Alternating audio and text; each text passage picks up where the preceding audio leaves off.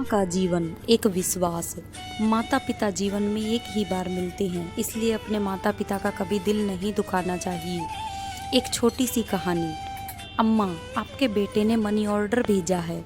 डाकिया बाबू ने अम्मा को देखते अपनी साइकिल रोक दी। अपनी आंखों पर चढ़े चश्मे को उतार आंचल से साफ कर वापस पहनती अम्मा की बूढ़ी आंखों में अचानक एक चमक सी आ गई। बेटा, पहले जरा बात करवा दो। अम्मा ने उम्मीद भरी निगाहों से उसकी ओर देखा, लेकिन उसने अम्मा को टालना चाहा। अम्मा, इतना टाइम नहीं रहता है मेरे पास कि हर बार आपके बेटे से आपकी बात करवा सकूं। डाकिये ने अम्मा को अपनी जल्दबाजी बतानी चाहिए, लेकिन अम्मा उससे चिरोरी करने लगी। बेटा, बस थोड़ी देर की तो बात है। अम्मा, आप मुझसे हर बार बात करवाने की जिद ना किया करो। यह कहते हुए वह डाकिया रुपए अम्मा के हाथ में रखने से पहले अपने मोबाइल पर कोई नंबर डायल करने लगा। लो अम्मा, बात कर लो, लेकिन ज़्यादा बात मत करना, पैसे कटते हैं। उसने अपना मोबाइल अम्मा के हाथ में थमा दिया। उसके हाथ से मोबाइल ले फ़ोन पर बेटे से हाल चाल लेती अम्मा मिनट भर बात करके ही संतुष्ट हो गई। उनके झुर्रीदार चेहरे पर मुस्कान छा गई। पूरे 1000 रुपये हैं अम्मा। यह कहते हुए उस डाकिये ने 100 के 10 नोट अम्मा की ओर बढ़ा दिए। रुपए हाथ में ले गिनती करती अम्मा ने उसे ठहरने का इशारा किया। अब क्या हुआ अम्मा? यह 100 रुपये रख लो बेटा। क्यों अम्मा? उसे आश्चर्य हुआ। हर महीने रुपए पहुंचाने के साथ साथ तुम मेरे बेटे से मेरी बात भी करवा देते हो, कुछ तो खर्चा होता होगा ना? अरे नहीं अम्मा, रहने दीजिए। वह लाख मना करता रहा, लेकिन अम्मा ने ज़बरदस्ती उसकी मुट्ठी में 100 रुपये थमा दिए और वह वहाँ से वापस जाने को मुड़ गया। अपने घर में अकेली रहने वाली अम्मा भी उसे ढेरों आशीर्वाद देती अपनी देहरी के भीतर चली गई। वह डाकिया अभी कुछ कदम ही वहाँ से आगे बढ़ा था कि किसी ने उसके कंधे पर हाथ रखा। उसने पीछे मुड़कर देखा तो उस कस्बे में उसके जान पहचान का एक चेहरा सामने खड़ा था।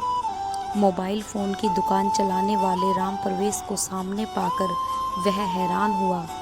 भाई साहब, आप यहाँ कैसे? आप तो अभी अपनी दुकान पर होते हैं ना? मैं यहाँ किसी से मिलने आया था, लेकिन मुझे आपसे कुछ पूछना है।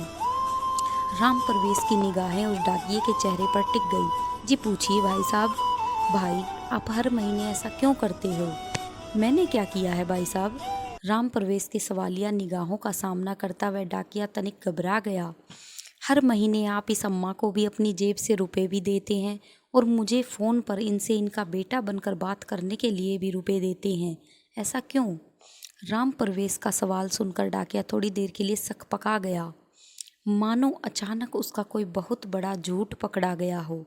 लेकिन अगले ही पल उसने सफाई दी। मैं रुपए इन्हें नहीं, अपनी अम्मा को देता हूँ। मैं समझा नहीं। उस डाकिया की बात सुनकर राम परवेश हैरान हुआ, लेकिन डाकिया आगे बताने लगा।